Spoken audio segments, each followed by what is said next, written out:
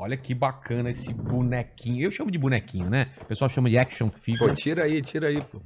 Olha só, cara. Então, qual foi o lance Então, esse da... aí é o último dos moicanos É mesmo, mesmo? que o outro tá lá em casa pros meus filhos. Pô, que legal. Qual foi a ideia? Você falou que essa foi essa foi a motivação pra você fazer, né? Essa Então, convivência com o político. Mas e aí daí pra transformar isso em personagem? Porque isso você poderia fazer qualquer coisa e você foi pro lado do super-herói. Já era, você era um leitor de super-herói, você queria sempre pois fazer é. um... Então, cara, eu sempre, né, sempre fiz quadrinhos, sempre desenhei, por mais, né, que eu estivesse longe dos quadrinhos. Nessa época, nem tanto que eu tava... Trabalhando com político, você tava muito longe dos Pois quadrinhos, mas né? ao mesmo tempo eu tava desenhando uma série de outra paixão minha, né, que eu amo, que é rock and roll, que é heavy metal. Ah, Eu tava fazendo uma série regular para a revista Road Crew, que é uma revista de heavy metal aqui em São Paulo, e na principal revista de heavy metal do Brasil, ainda tá aí na ativa. Um abraço pro pessoal lá, Ricardo Batalha, meu amigo, Cláudio Vicentim. E aí eu tava fazendo esses quadrinhos de um universo de heavy metal que eu havia criado. E fazia um tempão que eu não desenhava quadrinhos por causa desse envolvimento com agência, e com política. E aí essa fase foi muito importante na Road Crew porque me deu confiança para eu voltar a fazer um trabalho autoral, né, de quadrinhos. E aí eu estava trabalhando nessa agência de publicidade que prestava, né, que trabalhava que fazia campanhas políticas. E no meio tempo lá e tal, eu criei o Doutrinador e comecei a desenhar lá. E aí que é o bacana, né? Que eu tive apoio. Também mando um abraço para meus amigos que eram meus chefes e agora são meus amigos para sempre. Felício Torres e Giovanni Marangoni, que eram meus chefes na época, os donos da agência. E quando eu criei o Doutrinador, mostrei a eles, eles me deram uma força. Pô, faz aí quando tiver um tempinho, adorei e tal, do cacete. E aí, a minha revolta ao criar o Doutrinador, cara, a identificação das pessoas com o personagem, né? Obviamente, ali o pessoal que trabalhava comigo, que eu mostrei primeiro, os amigos mais próximos, né? Minha família e tal. A identificação das pessoas era tão grande, ou seja, a indignação e a revolta das pessoas também era idêntica à minha, que eu logo percebi, cara, que eu tinha uma coisa importante, uma coisa potente nas mãos, entendeu? diferente do que tava sendo feito, né? Eu falei assim, porra, as pessoas gostam muito, cara, sabe? Por mais assim, lá no início, né, como eu falei, tava voltando a desenhar e tal, por mais tosco que fosse e tal, eu sempre falo, né, cara, que a gente, porra, você sabe disso, você desenhou pra caralho, Você perde o... você perde, né? Mas aí o meu traço evoluiu pra cacete depois disso. Mas por mais, né, tosquinho que fosse lá, ele não tinha máscara ainda, era um cara assim, porra, até igual você assim, cara, um cara com o cabelinho baixo e Ah, tá. tal, você até podia... Ó, fazer um teste aí, né? Fazer um... E aí, era um Ó cara, o meu sidekick aí, ó.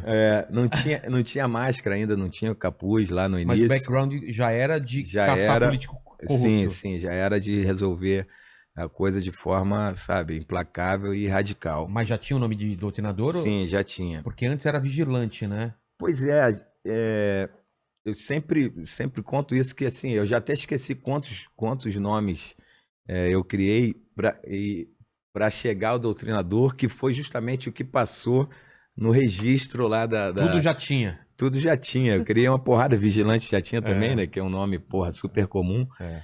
E aí foi o nome que passou lá na Biblioteca Nacional, né, para quem não sabe onde a gente registra as obras. E aí passou esse, eu falei, vou com esse mesmo. E acabou ficando, e graças a Deus, né, aquelas coisas, né, Era pra ser esse era nome para mesmo. ser esse nome. E aí eu achei, né, ficou um nome forte e tal, e funcionou.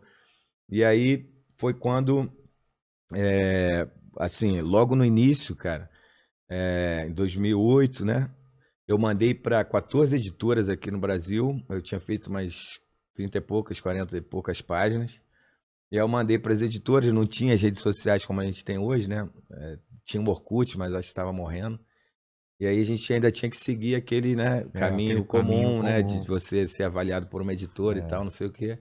E aí, dessas 14 editoras, 11 me responderam exatamente a mesma coisa. Falaram assim, ó, Luciano, a gente até achou interessante, mas nossos advogados falaram assim, ó, não publica isso aí que vai dar merda. Por quê, cara? Era um super-herói. Cara, porque no início, né, cara, como não tinha assessoria jurídica, não tinha nada, né, eu só tava ali na revolta, eu colocava os caras assim, o nome dos caras mesmo. Os políticos sabe, de dos verdade? políticos de verdade. Ah, claro que é da rolo, cara. Pois é, cara, pois é. E aí... Ele matando, sei lá, o Não, Renan Calheiros, eu assim?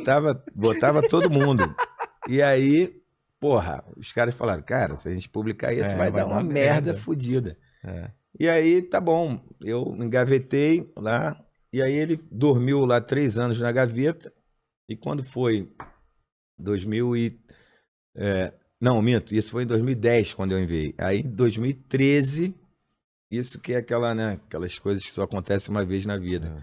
Em março de 2013, por pilha de 2 amigos que trabalhavam comigo, eu já estava trabalhando, pra tu ver, eu já estava trabalhando na gerência de comunicação da Petrobras. Caramba. No olho do furacão do Petrolão.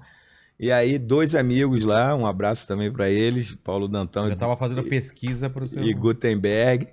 Eles me botando pilha, porra, faz de novo o doutrinador, mas ainda era o doutrinador sem a máscara e tudo. Eu falei, vou fazer essa porra de novo. E aí, eu botei a máscara e o capuz, deixei ele mais sombrio, mais violento, e aí lancei no Facebook, que era muito, né, muito melhor do que hoje em dia, né? Não tinha que pagar, o alcance era orgânico, botava ali, buf, estourava sem você precisar dar R$1 Bons tempos aqui. dar R$1 pro tio Zuc para alcançar mais pessoas. E aí, cara, simplesmente explodiu, né, cara? E aí foi dali, e aí... Era uma história completa que